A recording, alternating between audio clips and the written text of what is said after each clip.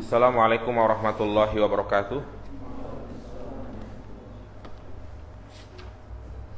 Alhamdulillah wassalatu wassalamu ala Rasulillah wa ala alihi wa sahbihi wa mawalah.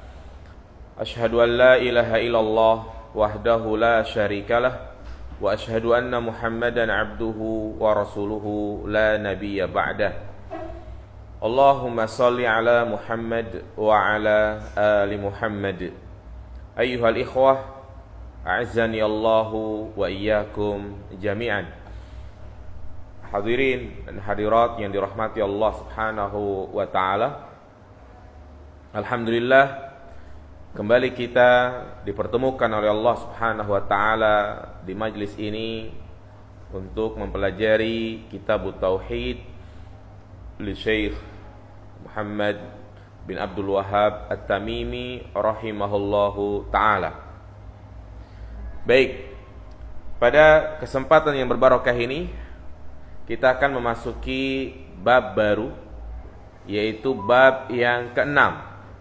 Yang ada bukunya bisa dilihat, bab yang ke-6 yaitu babu tafsir tauhid wa syahadati alla ilaha illallah. Bab tentang tafsir tauhid dan syahadat alla ilaha illallah. Baik jamaah sekalian, jadi bab yang akan kita bahas ini adalah bab yang sangat penting jamaah sekalian, yakni bagaimana pemahaman yang benar tentang makna la ilaha illallah. Kenapa? Karena banyak orang yang membaca kalimat ini tapi tidak paham maknanya, tidak paham artinya, tidak paham penjelasannya seperti apa. Ya. Oleh karena itu perlu kita membahas. Akhirnya karena tidak paham, karena tidak paham, apa yang terjadi? Mereka mengucapkan kalimat la ilaha illallah tapi pada prakteknya melakukan kesyirikan. Pada prakteknya mereka tetap melakukan perkara-perkara yang membuat Allah Subhanahu wa taala murka. Sebagai contoh misalnya, mereka yang mendatangi kuburan-kuburan keramat, niat mereka baik dalam rangka untuk beribadah, yaitu ziarah kubur, dalam rangka untuk mendekatkan diri kepada Allah Subhanahu wa taala. Bahkan mereka pun mungkin sambil jalan sambil berzikir la ilaha illallah, la ilaha illallah, ya. Tetapi ternyata ketika mereka sampai di kuburan, mereka meminta-minta kepada penghuni kubur atau menjadikan mayit tersebut sebagai wasilah untuk mendekatkan diri kepada Allah Subhanahu wa taala. Ini jelas menyalahi konsekuensi dari kalimat apa? La ilaha illallah. Oleh karena itu, bab ini secara khusus akan menjelaskan tentang tafsir la ilaha illallah. Dan perlu kita ketahui tentang makna la ilaha illallah ini ada makna yang benar dan ada makna yang salah. Makna yang benar, la ilaha illallah, yang biasanya kita mengartikan apa? Tidak ada Tuhan selain Allah. Maka ini keliru. Nanti kita akan jelaskan kekeliruannya. Tapi kita akan jelaskan terlebih dahulu mana yang benar. Makna yang benar kalimat ini adalah la ma'buda bihaqqin illallah. La ma'buda bihaqqin illallah. Artinya tidak ada sesembahan yang benar dan yang berhak untuk disembah kecuali Allah Subhanahu wa taala. Sekali lagi, tidak ada sesembahan yang benar dan berhak untuk disembah kecuali hanya Allah Subhanahu wa taala. Artinya zat yang hanya boleh untuk dipertuhankan yang boleh untuk disembah hanya siapa?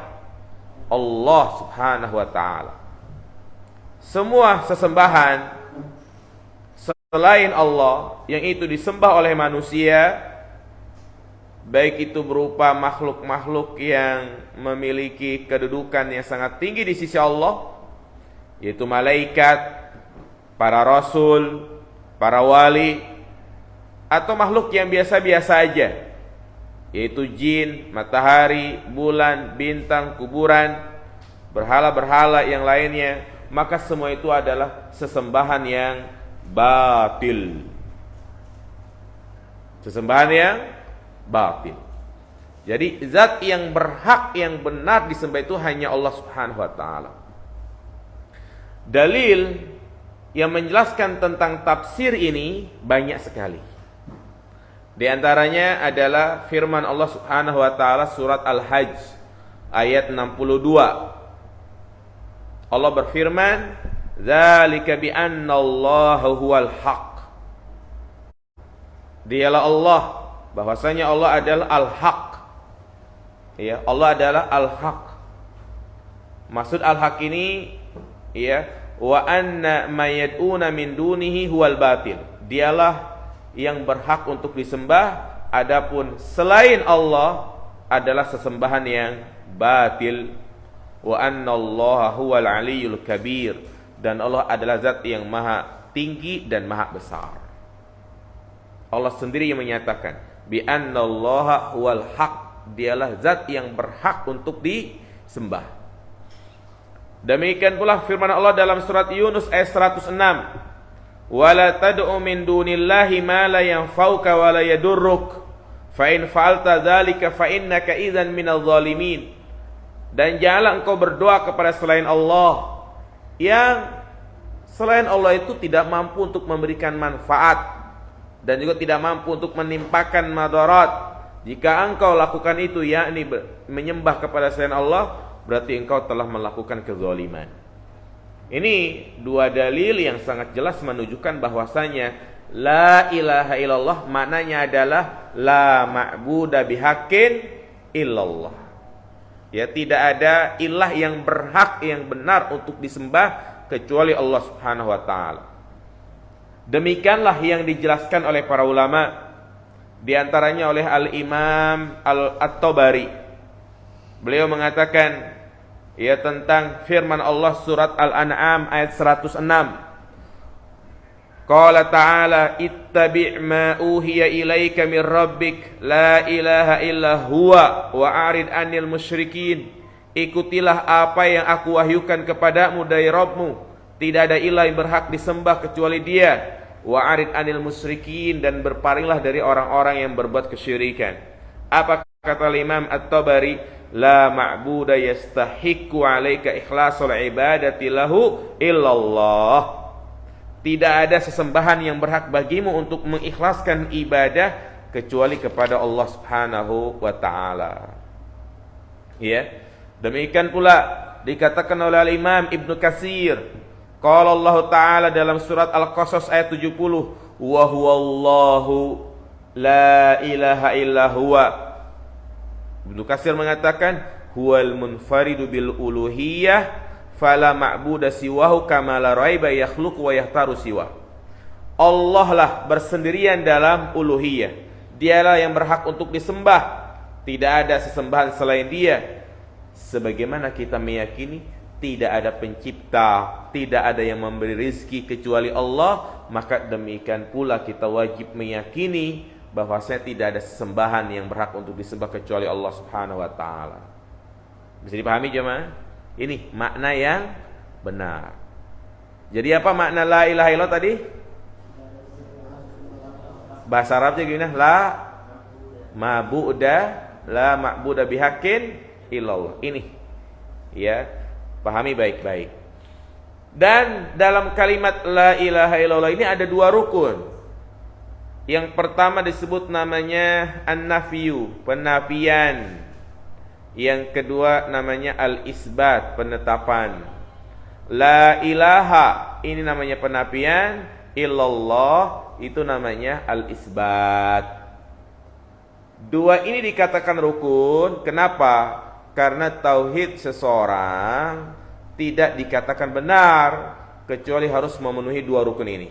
Yang pertama penafian. Apa maksudnya? Di mana dia harus meniadakan, membersihkan, menghilangkan semua sesembahan selain Allah. Dia tinggalkan menyembah kubur, dia tinggalkan menyembah malaikat, dia tinggalkan menyembah batu dan yang lainnya.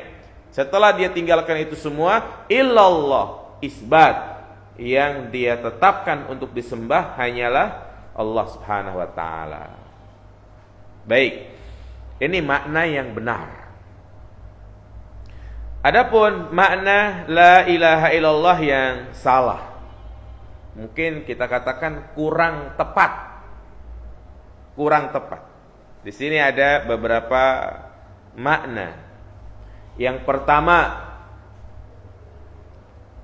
ya, banyak orang menerjemahkan kalimat la ilaha illallah adalah tidak ada Tuhan selain Allah. So, perhatikan kalimat ini. Tidak ada Tuhan selain Allah. Ini kalimat ini kurang tepat. Kenapa dikatakan kurang tepat? Karena konsekuensinya yang namanya Tuhan-Tuhan di muka bumi ini banyak atau sedikit? Banyak. Orang Yahudi punya Tuhan, orang Buddha punya Tuhan, orang Hindu punya Tuhan, orang Majusi punya Tuhan, yaitu api. Berarti kan Tuhan-Tuhan di muka bumi ini banyak. Kalau dikatakan tidak ada Tuhan selain Allah, berarti Tuhan-Tuhan yang ada itu adalah Allah. Itu konsekuensinya. Ya, tidak ada Tuhan selain Allah. Berarti ya, Tuhan-Tuhan yang ada itu adalah Allah. Dan ini makna yang batil. Makna yang kedua juga yang kurang tepat. Diartikan la ma'buda illallah. La ma'buda illallah. Apa bedanya makna yang tadi itu dengan makna yang kedua ini? Ada yang tahu? Ada kalimat apanya? Bihaqqin. Kalau kita maknai la ma'buda illallah, artinya tidak ada sesembahan kecuali Allah, ya kan?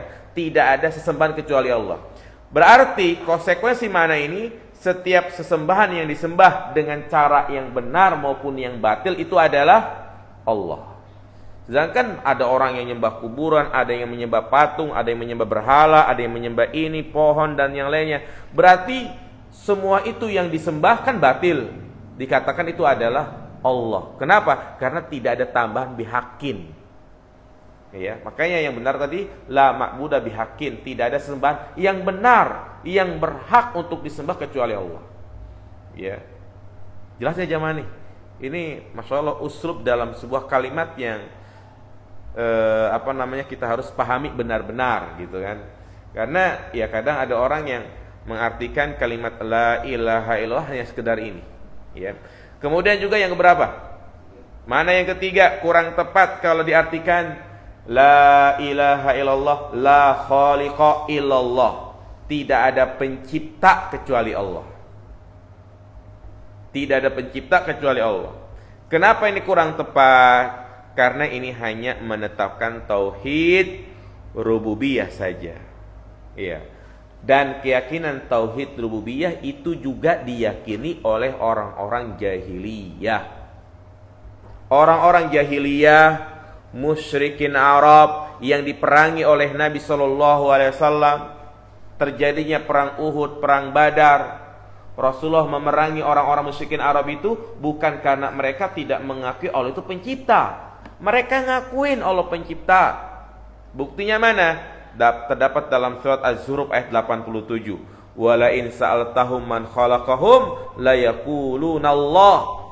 Jika engkau bertanya kepada mereka, siapakah yang menciptakan kalian? Siapakah yang menciptakan langit dan bumi? Orang-orang musyrikin Arab pasti menjawab siapa? Allah.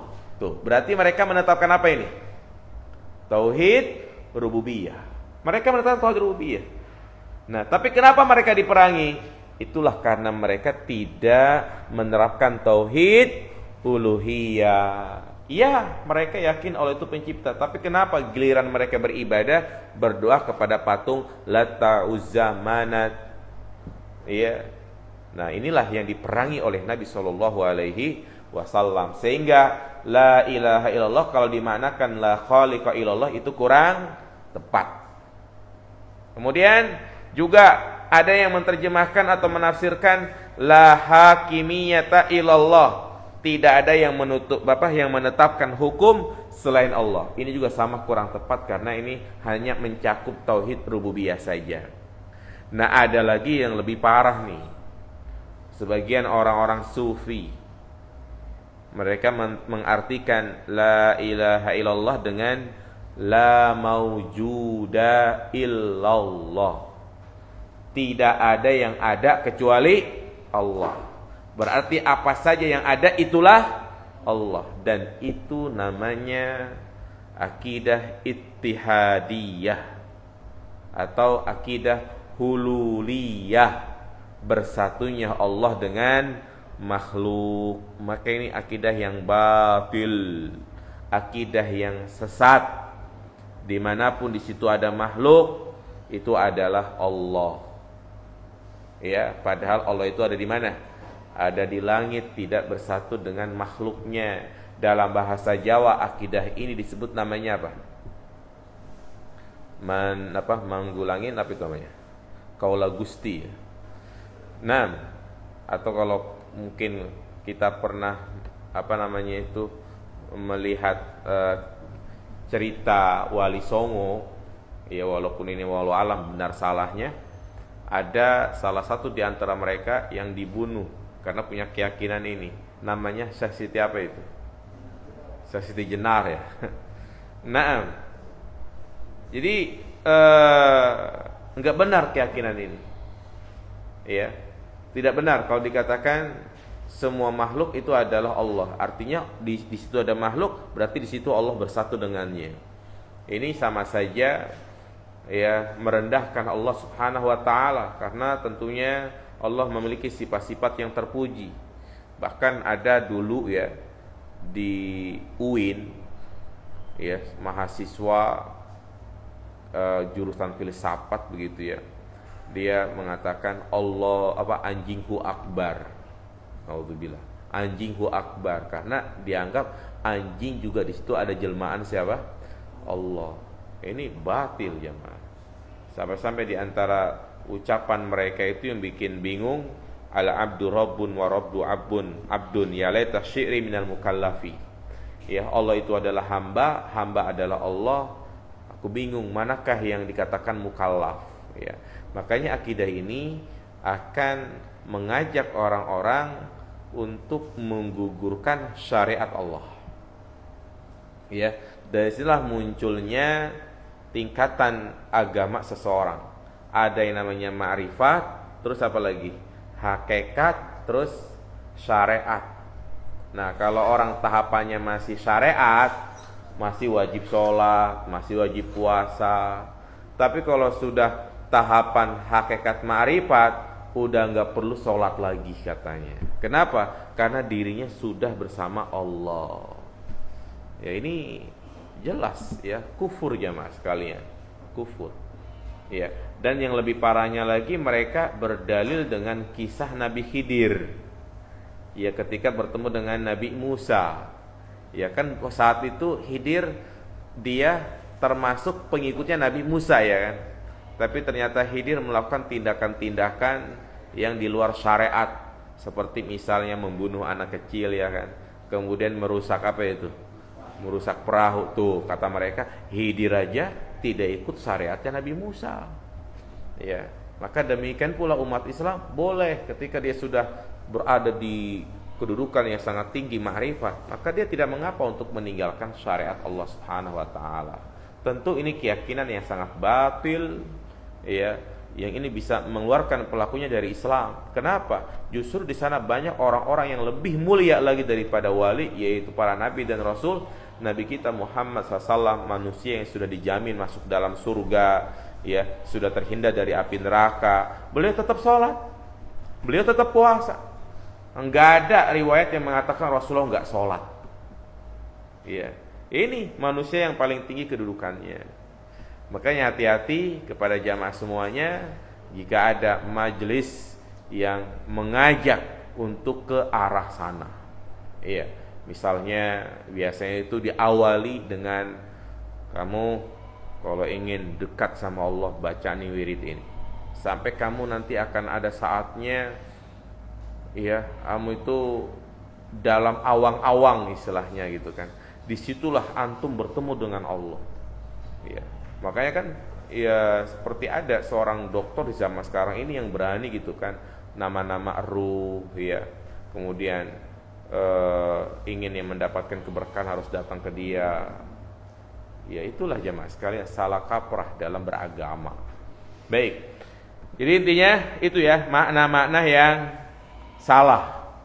Kita sebutkan lagi yang salah tadi apa maknanya? Tidak ada Tuhan selain Allah. Yang kedua,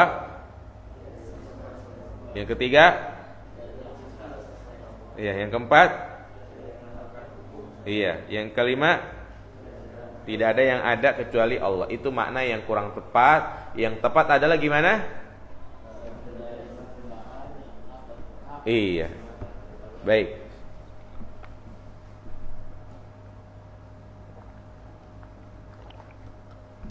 Kemudian jamaah dirahmati Allah Subhanahu wa taala, kita bawakan dalil-dalil yang disampaikan oleh muallif rahimahullahu taala tentang bab ini. Dalil yang pertama yaitu surat apa? Al-Isra ayat 57.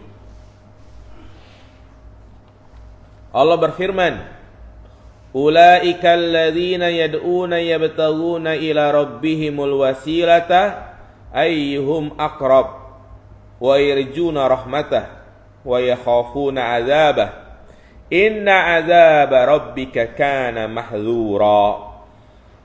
Orang-orang yang mereka seru itu mereka sendiri mencari jalan kepada Tuhan mereka. Siapa di antara mereka yang lebih dekat kepada Allah dan mengharapkan rahmatnya dan takut akan azabnya? Sesungguhnya azab Tuhanmu adalah suatu yang harus ditakuti. Baik, perhatikan baik-baik ayat ini jamaah sekalian. Ayat ini menjelaskan kepada kita ya tentang makna la ilaha illallah, bahwasanya Allah lah satu-satunya zat yang berhak untuk diibadahi. Kenapa? Karena makhluk-makhluk yang mereka sembah, seperti misalnya orang-orang musyrikin Arab yang mereka menyembah patung, yang patung-patung mereka kan ada namanya itu ya. Ada Latah, ada Uzzah, ada Manat, yang mana asal usul mereka adalah orang-orang soleh. Nah itu tuh patung-patung itu, orang-orang soleh tersebut mereka sendiri butuh sama Allah. Mereka sendiri mencari jalan untuk lebih dekat kepada Allah Subhanahu wa taala. Lalu bagaimana mungkin karena mereka juga butuh kok kita apa? Menyembahnya. Bisa dipahami jemaah? Iya, jadi mereka sendiri kata Allah, ulaikal ladzina yad'una yabtaguna ila rabbihimul wasilah. Orang-orang yang mereka seru itu, yang mereka berdoa, yang mereka sembah, mereka sendiri mencari jalan kepada Tuhan mereka. Iya. Maka di sini para ulama berbeda pendapat. Siapa yang dimaksud yang mereka sembah itu? Nah, pendapat yang pertama mengatakan bahwa yang dimaksud ya orang-orang yang mereka sembah itu adalah orang-orang musyrikin yang menyembah jin. Jadi mereka sembah itu siapa? Jin. Yang mana jin tersebut insaf, bertaubat. Ya, mereka bertaubat menjadi hamba Allah yang taat. Namun manusia enggak sadar bahwa jin-jin yang mereka sembah itu pada apa? Bertaubat. Ya, jadi jin-jin sendiri mereka merubah haluan. Yang tadi mungkin jin-jin tersebut menyuruh manusia untuk menyembahnya. Nah, pas manusia menyembah mereka, jin itu malah mendekatkan dirinya kepada Allah Subhanahu wa taala. Ini ada yang mengatakan seperti itu, yaitu mereka yang menyembah jin. Ada juga Ya, yang menafsirkan ayat ini berkenaan tentang orang-orang yang menyembah orang-orang soleh yang sudah mati. Orang-orang soleh yang sudah mati. Di mana orang-orang soleh yang sudah mati, mereka juga butuh kepada Allah Subhanahu wa ta'ala. Oleh karena itu, masuk akal nggak jamaah sekalian kita meminta bantuan kepada seseorang yang orang tersebut juga butuh bantuan kita. Kita minjem duit sama orang yang lagi nggak punya duit, lagi terlilit hutang, kira-kira dikasih nggak? Ya nggak. Makanya ya para ulama itu mengistilahkan begini, orang yang meminta-minta kepada orang yang sudah meninggal itu sama saja orang yang tenggelam meminta bantuan kepada orang yang lagi tenggelam juga. Mungkin gak kita minta bantuan sama orang yang lagi tenggelam gitu kan? Ya gak mungkin, dia sendiri butuh gitu kan. Kenapa diminta? Ya, ini secara logika seperti itu. Kenapa mereka meminta bantuan kepada orang-orang soleh yang sudah mati, padahal mereka sendiri yabtaguna ila rabbihimul wasilah. Mereka mencari jalan gimana agar Allah cinta kepadanya. Bagaimana agar Allah itu bisa memasukkan dia ke dalam surga. Ya. Kemudian ada pula yang mengatakan ayat ini berkenaan tentang orang-orang yang menyembah Nabi Isa. Artinya Nabi Isa sendiri ya butuh kepada Allah Subhanahu wa taala. Ada juga yang mengatakan yang menyembah malaikat. Ya, malaikat sendiri nanti kita akan sebutkan ayat-ayat yang menjelaskan malaikat sendiri walaupun itu adalah makhluk yang perkasa, makhluk yang kuat, yang mana kalau dibandingkan dengan manusia itu gak ada papanya. Ya, malaikat itu besarnya aja luar biasa. Ya, dan memiliki sayap. Berapa sayap malaikat itu? Macam-macam. Allah berfirman, alhamdulillahi fatiris samawati wal ard ja'ilil malaikati rusula uli ajnihatin masna wa sulasa wa ruba. Malaikat itu memiliki sayap-sayap. Ya, ada yang 3, ada yang 2, ada yang 4, dan sayapnya itu besar sejauh mata memandang. Ya, artinya walaupun malaikat adalah makhluk yang paling besar ya kan, tetapi mereka sendiri takut kepada Allah Subhanahu wa taala. Jelas ya Mas sekalian? Baik. Kemudian ada beberapa faedah yang bisa kita petik dari ayat ini. Yang pertama, menjelaskan kepada kita tentang batilnya kesyirikan. Ya, tentang batilnya kesyirikan. Kenapa kesyirikan itu suatu perbuatan yang sangat batil? Bahwa orang-orang yang mereka sembah ternyata mereka juga menyembah Allah. Ya. Ternyata mereka adalah hamba-hamba Allah, ya kan? Ya istilahnya malu gitu kan? Ya contoh misalnya kita berguru sama seseorang.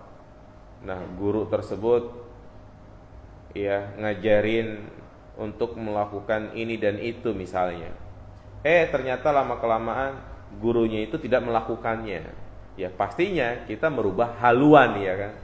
Ya, kalau ternyata gurunya itu melakukan kebenaran, kenapa kita tidak tidak meninggalkannya? Baik. Ya intinya syirikan itu suatu hal yang batil. Makanya Allah katakan wala tad'u min dunillahi ma la yanfa'uka wa la yadurruk fa in fa'alta fa innaka minadh dhalimin. Jangan kau berdoa kepada selain Allah yang tidak memberikan manfaat dan juga tidak memberikan madarat. Ya, seperti misalnya meminta kepada batu, meminta kepada pohon, meminta kepada tempat-tempat keramat, mereka nggak bisa memberikan. Ya, jangankan mengabulkan, tuh batu bisa mendengar atau tidak jemaah? Tidak bisa mendengar.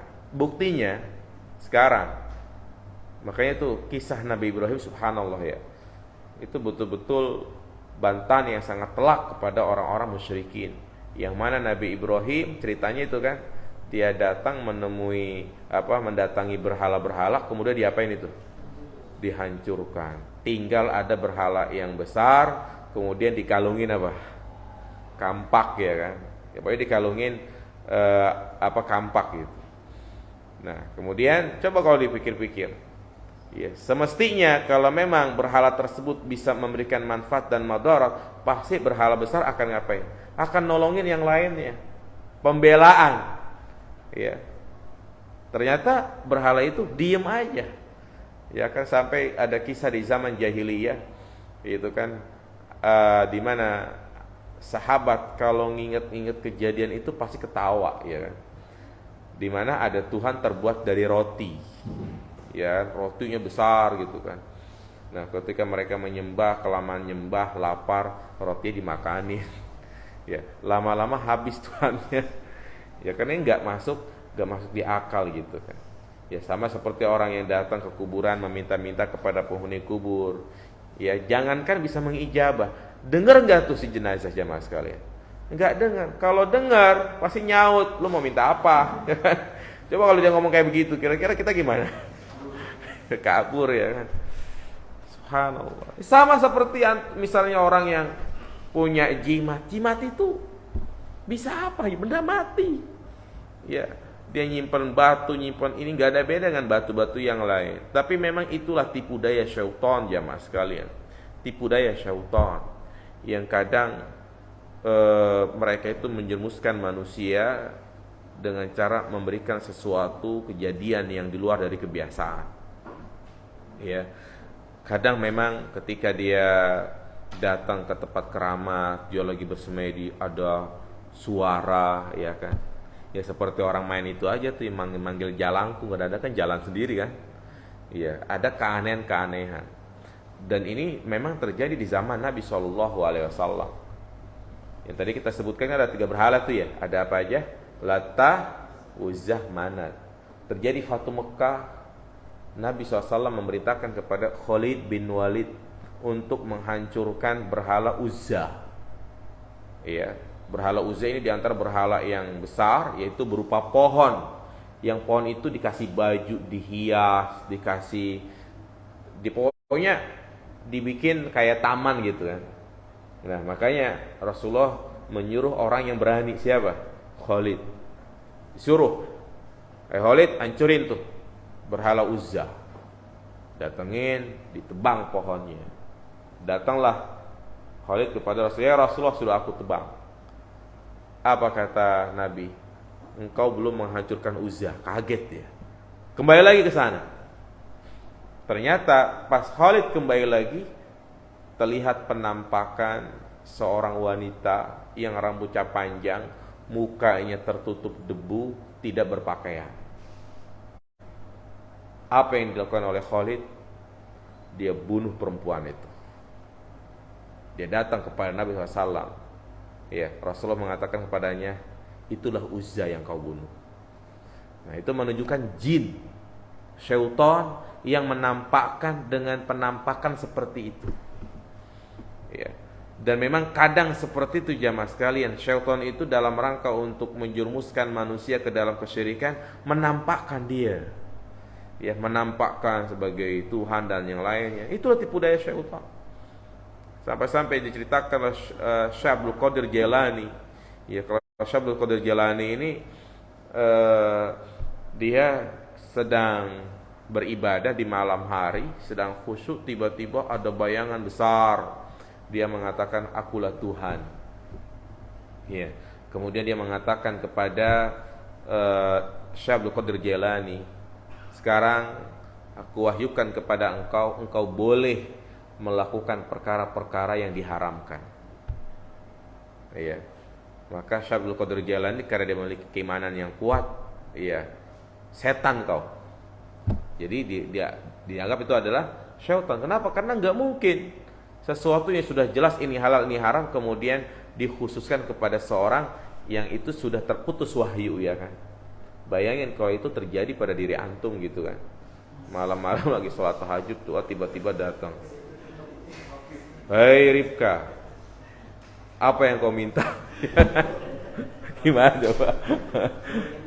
Iya. Apalagi yang datang itu adalah pakaiannya putih, pakai sorban. Anda datengin malaikat tadi, ya kan. Oh, mulai tersebar viral gitu kan. Wah, orang Riyadh ada yang lihat malaikat. macam-macam. Ya sekarang makanya kan setiap tahun ada aja berita-berita yang aneh viral gitu kan. Sampai yang terbaru di mana itu? Yang katanya ngaku sebagai Nabi Khidir itu. Macam. Iya, jadi memang kita ini butuh ilmu. Makanya di sini hal-hal yang aneh itu jangan kita jangan kita percaya. Ya alam jin itu ya emang seperti itu jamaah sekalian. Ya, kemudian faedah lain yang bisa kita petik dari ayat ini, ya, kita perhatikan Allah katakan bagaimana orang-orang soleh dalam beribadah. Allah katakan, ulaika alladzina yad'una yabtaguna ila rabbihimul wasilah ayyum aqrab wa yarjuna rahmatah wa yakhafuna azabah. Mereka berharap rahmat Allah dan takut akan azab. Ini pertama. Yang kedua, selain kita takut kepada Allah, yang kedua juga kita harus menghadirkan rasa harap kepada Allah Subhanahu wa taala. Berharap agar mendapatkan pahala. Kedua ini yaitu al-khauf dan ar-raja bagi seorang mukmin bagaikan dua sayap burung. Yang dimana burung kalau salah satu sayapnya ada yang terluka tidak bisa terbang. Nah, demikian pula kita beribadah tanpa dua hal ini, maka akan terjadi kesalahan dalam ibadah. Misalnya, orang yang beribadah hanya takut saja, maka lama-kelamaan dia akan tertimpa rasa pesimis. Takut aja, takut amalnya nggak diterima, ya kan? Takut dosa-dosanya tidak diampuni, ya. Kalau orang hanya ada hadir rasa seperti ini kira-kira orang ini akan apa jemaah? Putus asa dia. Lemes, aduh, mungkin gak sih orang kayak saya diampuni dosa saya, udahlah, biarin aja lah saya telanjur sebagai pendosa. Ya gak apa-apa, masuk neraka kan banyak temannya juga. Ya kan jadi begitu. Ya ini karena mengandalkan rasa apa ini? Rasa takut doang. Ya, makanya kita harus menghadirkan rasa apa ini? Roja. Artinya tetap kita takut kepada Allah. Ya, takut dosa kita nggak diampuni, tapi kita insya Allah berharap Allah akan mengampuni dosa kita. Ya kan? Berharap ya dengan kita optimis melakukan hal-hal yang positif, beribadah, bertaubat, ya meninggalkan perbuatan maksiat. Kita hadirkan rasa roja sehingga kita pun semangat yakin bahwasanya dosa kita itu diampuni, ya. Dan juga kalau rojak doang juga keliru juga, tanpa ada rasa khauf, sehingga dia punya kesimpulan apa? Tenang, Allah Maha Pengampun. Ya, udah puas-puasin melakukan dosa, tinggal taubat aja kepada Allah gitu kan. Nah, berarti ini nggak ada rasa apa ini? Nggak ada takut ya kan? Nah, inilah orang-orang murjiah kayak begitu tuh, ya. Dia mengatakan bahwasanya pelaku maksiat itu imannya sama dengan sahabat Abu Bakar dan Umar. Ya, jadi menganggap tenang, Allah Maha Pengampun deh. Udah puas-puasin kita bermaksiat, nanti tinggal taubat aja kepada Allah ya kan. Ya, maka ya ini namanya rojak saja. Sehingga ya kita harus menggabungkan dua hal ini, al-khauf dan ar-roja. Baik. Bahkan sebagian ulama mengatakan menambahi ada 3, yaitu dalam ibadah kita harus menghadirkan mahabbah. Mahabbah itu artinya cinta. Ya, menghadirkan cinta kepada Allah Subhanahu wa taala, sehingga motivasi ibadah kita adalah betul-betul ikhlas karena Allah Subhanahu wa taala. Baik jamaah sekalian. Yaitu penjelasan dari dalil yang pertama. Cukup jamaah sekalian, kita buka tanya jawab. Iya, kayaknya pada ngantuk nih, matanya pada merah.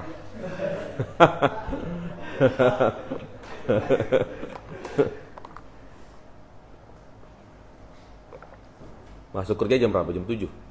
Masuk jam berapa? Jam 8. Jam 8. Sampai jam 5 biasanya. Silakan mau bertanya. Salam.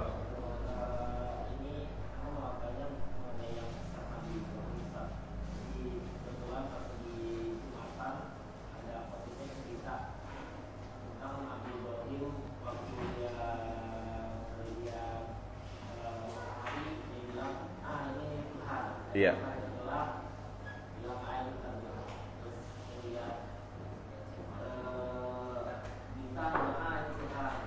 Iya.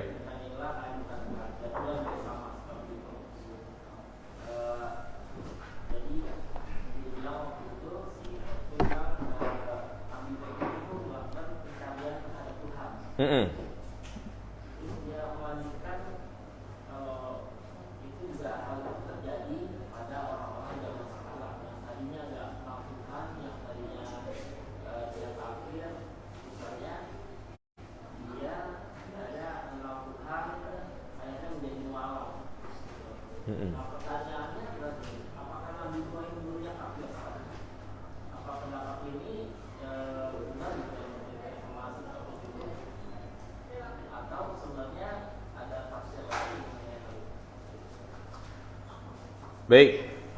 Iya.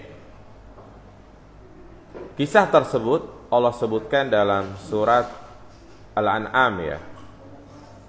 Al-An'am ayat 75 sampai 76. Di sini saya bacakan. Ya.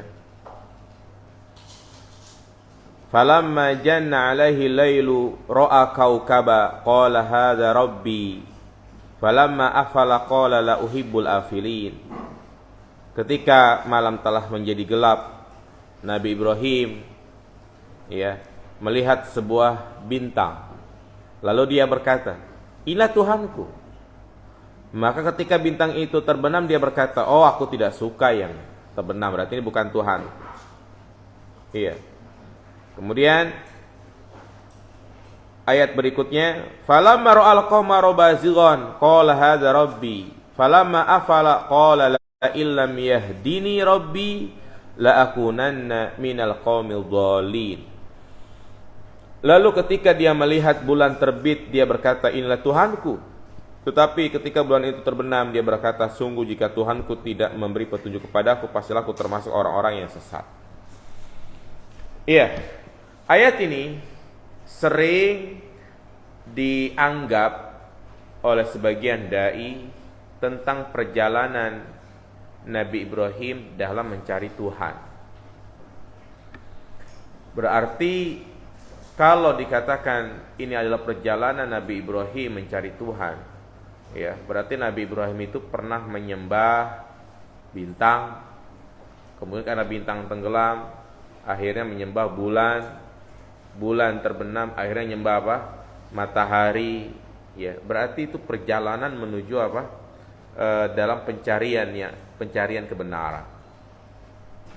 Maka tentu ini adalah tidak benar kalau dikatakan itu adalah kisah pencarian Nabi Ibrahim dalam mencari Tuhan. Ini salah, keliru. Kenapa keliru? Maka harus diluruskan. Perkataan Nabi Ibrahim ini sedang mendebat kepada orang-orang yang menyembah benda-benda langit. Karena model kesyirikan yang ada di zaman Nabi Ibrahim itu ada dua.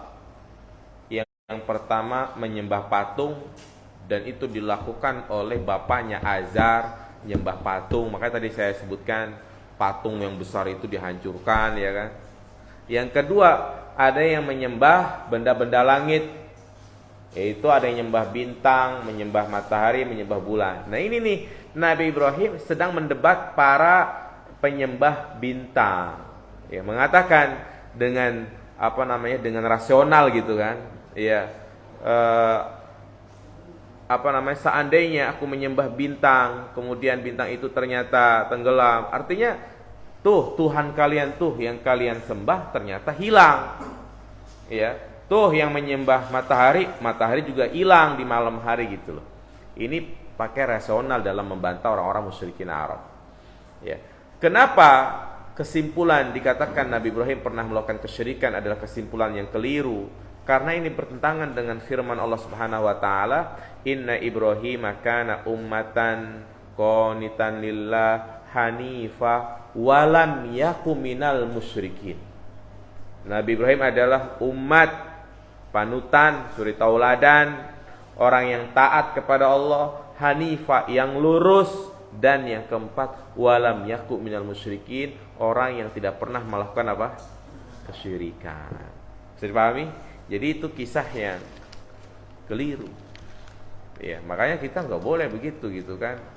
Kalau misalnya saya nggak yakin sama Islam, coba saya mau cari kebenaran dulu, masuk ke agama Kristen dulu, ya buang-buang waktu.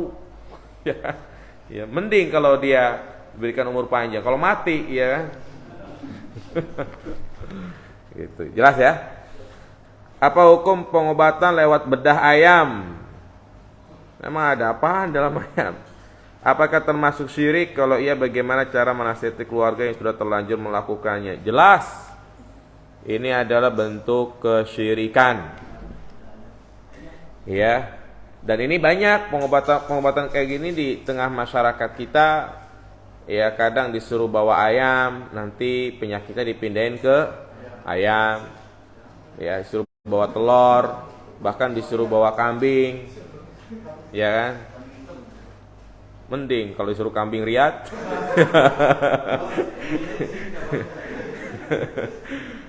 Nah, atau disuruh bawa ayam jago yang bertelur. Ada nggak sama sekali?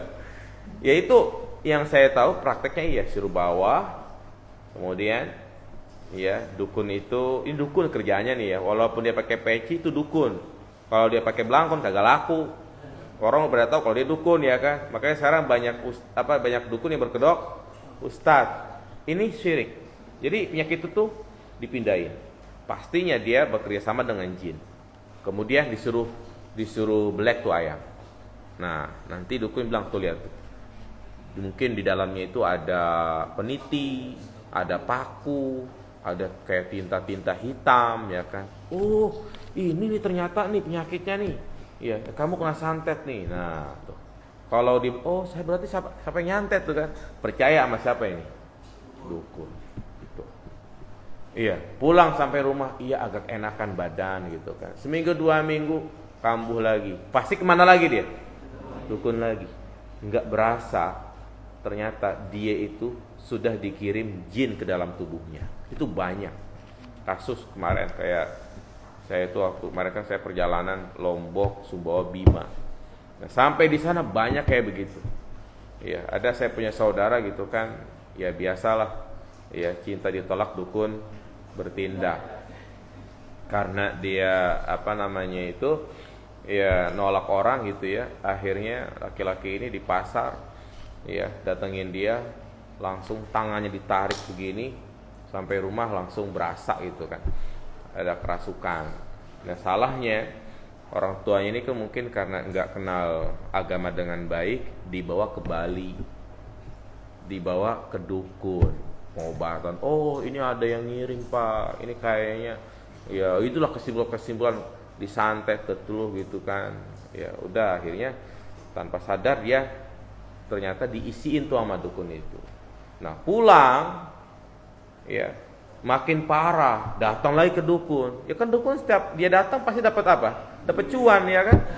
Iya, lumayan. Dapat duit. Nah, begitulah. Akhirnya saya datang ke sana, saya nasihatin gitu kan. Enggak boleh gitu, itu justru menjerumuskan anak ke dalam kesyirikan. Sekarang makin parah kan. Iya, kalau lagi kesurupan itu naudzubillah ya, goyang-goyang Bali itu loh. Iya.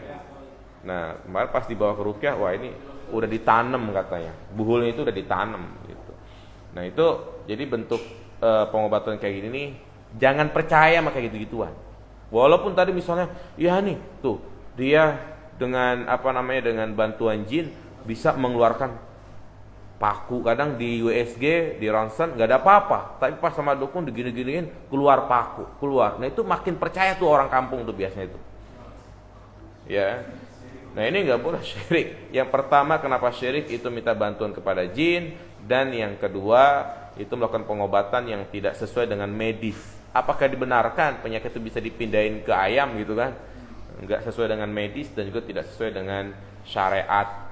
Ya, maka harus dinasehatin. Gimana caranya? Ya nasehatin dengan baik. Ya sampaikan dalil gitu kan. Ya kalau ya emang susah ya. Orang kampung kalau gitu, kalau yang penting kita menyampaikan, kalau dia nggak terima ya sudah, kita doakan agar dia mendapatkan hidayah.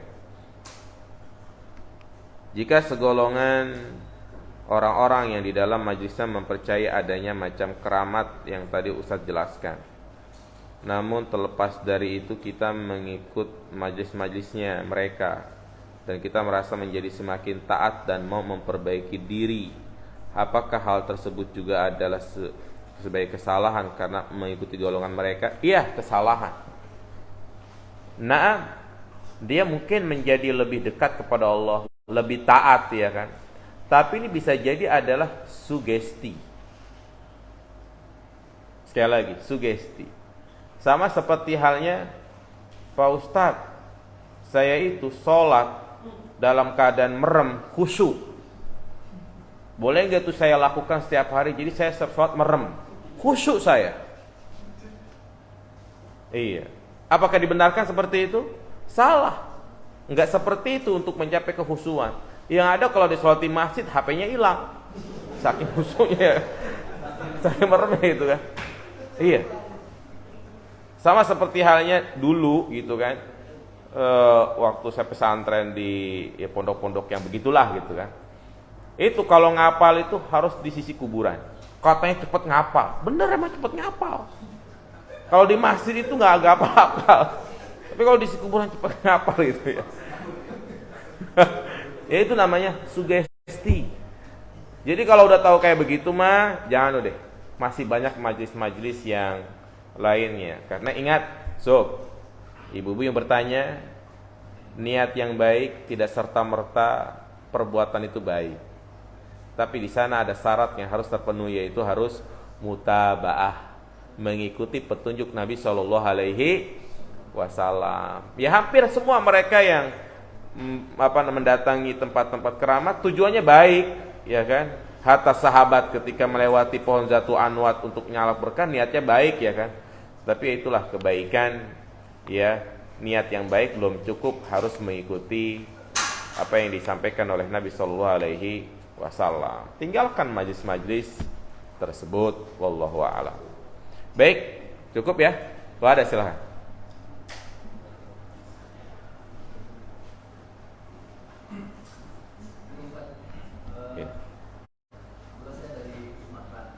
Wis, jauh amat.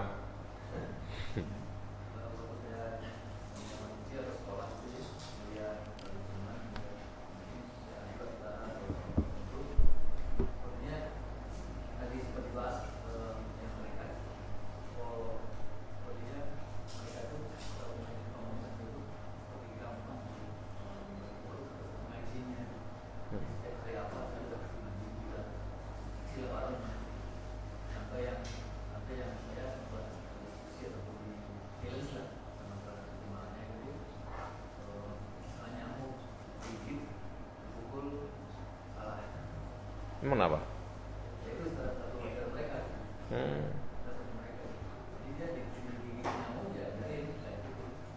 Digigit ular juga biarin deh.